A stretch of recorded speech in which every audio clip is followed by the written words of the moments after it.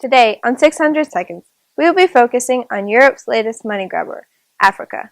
I'm Aqua Archibald, and today we have an exclusive interview with the world-renowned explorer, David Livingstone. Now to our reporter, Oswald Hawkins, with the story. You are considered to be one of the most influential and important Europeans in all of African history. How does that honor feel? Well, it all started when I published missionary travels and researches in South Africa. My stories fascinated Europeans everywhere. Suddenly, people are coming from all over the continent to start this scramble for Africa. And then in 1884, they have this Berlin conference, and before you know it, Europe owns the majority of Africa. Most of these new explorers are exploring because they believe that it is their duty to civilize the natives. Do you agree with them? Well, don't get me wrong. I believe that the jungle of Africa needs to learn the sophistication of British society as much as the next guy. But I think some of these guys are taking it too far. They're going out of their way and forcing people to convert to Christianity. And I mean, I've only converted this one Botswana guy over in South Africa. In addition to your own famous literature, I'm sure you've encountered some other literature on your travels? Not so much in writing, but yeah, I've heard a lot of oral literature. There are these storytellers that travel around villages telling stories, and not just the kids either. A lot of the native adults listen. A lot of the stories have a central character who plays jokes on people or gets people in trouble. A lot of it's sung too. Thank you for your time, Dr. Livingstone. Once again, thanks for having me. Dr. Snuffleupagus is a world-renowned literary expert. He's best known for his specialty in African literary works and has been kind enough to let us talk to him today. Our reporter, Oswald Hawkins, will tell you more. Thank you for agreeing to meet with me today, Dr. Snuffleupagus. So, I understand that there's two types of major African literature, oral and written. Could you explain these two? Oral is passed down through generation to generation through talking, speaking, etc., but it's also commonly sung, especially among the African people. Or written is just what it sounds like. It's written. What languages are these stories written in? They're usually written in European languages for marketing reasons, but Afro-Asiatic languages are becoming increasingly popular. The two most popular Afro-Asiatic languages are the Swahili and the Xhosa languages, which started out as a small language group, but they're becoming more and more popular because the Xhosa and the Swahili people have learned to write in those languages, which is making them become lingua francas in the areas surrounding them. Despite the spread of language, books written by native Africans are not as widely read as others. Do you know any examples?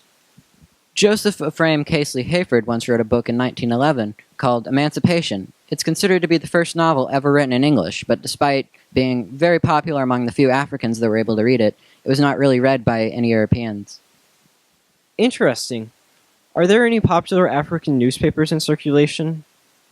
Because of the small variety of people that are able to read languages over in Africa, it's not very popular to have newspapers. But one exception to this was Jose Muhammad Ali.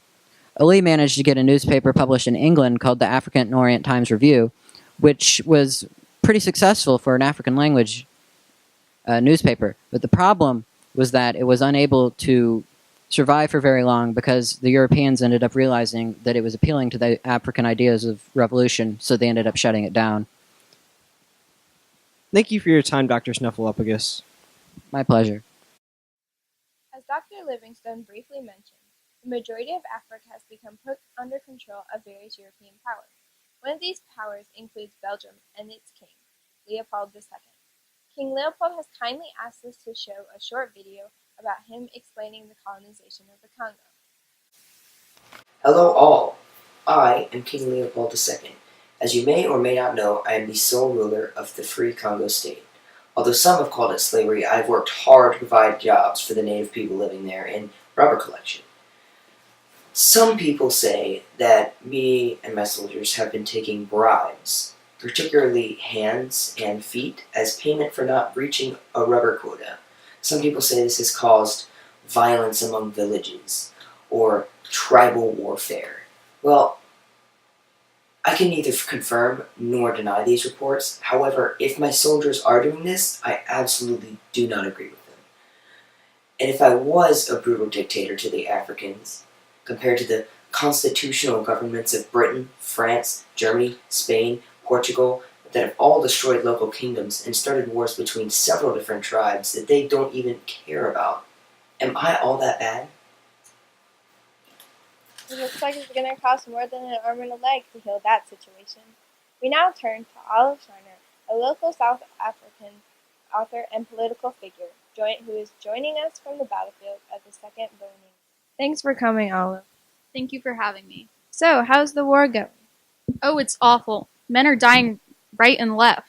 The British never should have gone to war with the Afrikaners. What exactly started the war? What do you think? Those power-hungry British are always trying to steal land from the people. The only difference is this time they're stealing land from white people. What exactly can you explain about these people? The Boers are a group of Afrikaners, the descendants of Dutch immigrants, who originally came to South Africa to colonize. They've since settled into South Africa and have created a predominantly white government which rules a predominantly black population. How does this make you feel? What do you think? I personally believe no one should be seen lesser than someone else just because of their gender, race, or anything similar to that. However, the same goes to the Afrikaners. Although they may lead a racist government, they do not deserve to be taken over by the Brits. And that's what this war is all about. Are there any other similar wars going on right now? Definitely. This has been going on since the nations of Europe first decided to take over Africa back in Berlin. Before the conference, only 10% of Africa was colonized, and now it's over 90%.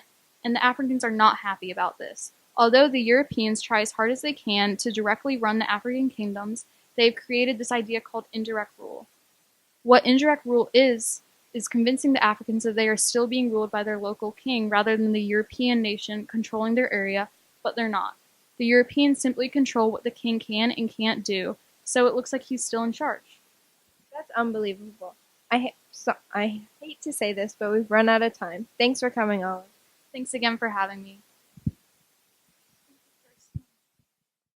That's it for tonight on 600 Seconds. Join us next week for our in-depth coverage of the English spleen cake.